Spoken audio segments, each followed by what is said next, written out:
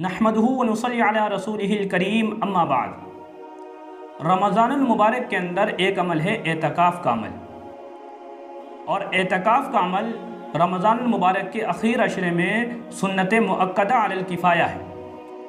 सुन्नत मुअक्कदा अलल किफ़ाया का मतलब होता है गांव की किसी एक मस्जिद में और शहर के महल्ले की किसी एक मस्जिद में अगर कोई भी एतकाफ़ कर ले तो पूरी बस्ती और पूरे महल्ले वालों की तरफ से सुन्नत अदा हो जाएगी, कोई भी गुनहगार नहीं होगा।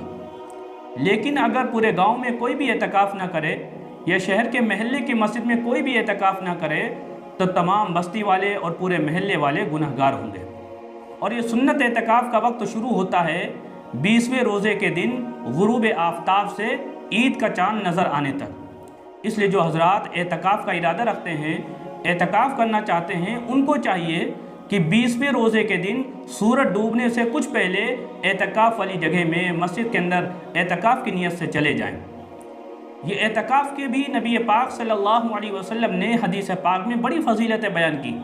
इससे ज़्यादा क्या फ़जीलत हो सकती है कि अम्मी आयशा रज़ियल्लाहु अन्हा बयान फरमाती हैं कि नबी पाक सल्लल्लाहु अलैहि वसल्लम अपनी पूरी हयात तय्यबा में आपने रमज़ान मुबारक के आखिर अशरे का एतकाफ़ किया है और आपके बाद आपकी अज़वाज मुतहरात ने एतकाफ़ किया है। एक मौके पर आपने इरशाद फरमाया, जो बंदा अल्लाह की रज़ा के लिए एक दिन का भी एतकाफ़ कर ले, अल्लाह ताला उसके और जहन्नम के दरमियान 3 खंदकें आड़ फरमा देते हैं, और एक खंदक इतनी बड़ी है जितनी आसमान और ज़मीन के दरमियान में दूरी है। अल्लाहु अकबर। तो सोचिए, एक दिन के एतकाफ़ की ये फ़जीलत है तो 10 दिन के एतकाफ़ की क्या फ़जीलत होगी। एक हदीस पाक में आता है, अल्लाह के नबी अलैहिस्सलातु वस्सलाम ने इरशाद फरमाया, जो बंदा अल्लाह की रज़ा के लिए और सवाब की उम्मीद के साथ एतकाफ़ करता है, अल्लाह ताला उसके पिछले तमाम गुनाहों को माफ़ फरमा देते हैं।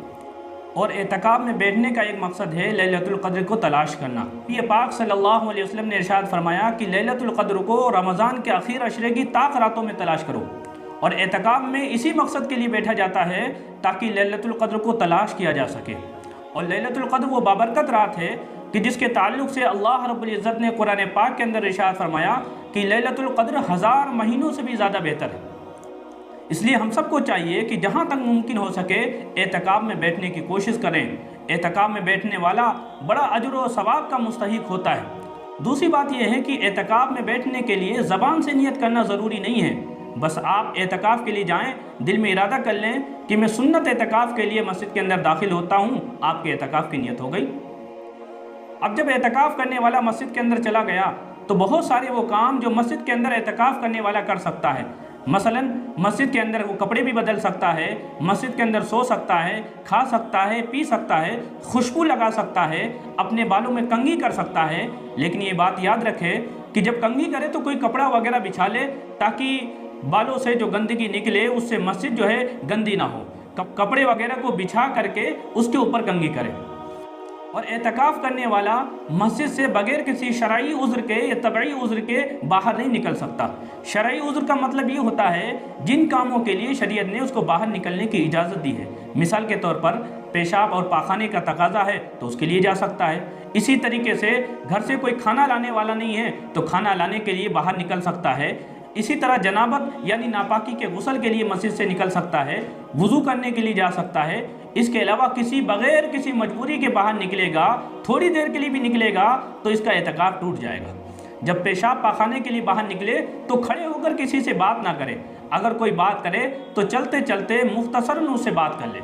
और जब एतकाफ़ में बैठे तो इस बात का ध्यान रखे कि एतकाफ़ में यकसुई के साथ ज़्यादा वक्त इबादत के अंदर गुजारे, ज़िक्र व अस्कार करे, तिलावत करे, नवाफिल का अहतमाम करे, बेजा बैठ करके वहाँ पर बातें ना करे, मोबाइल ना चलाए, वहाँ पर अपना वक्त ज़ाय ना करे, आराम करे और अल्लाह ताला की यकसुई के साथ में इबादत करे।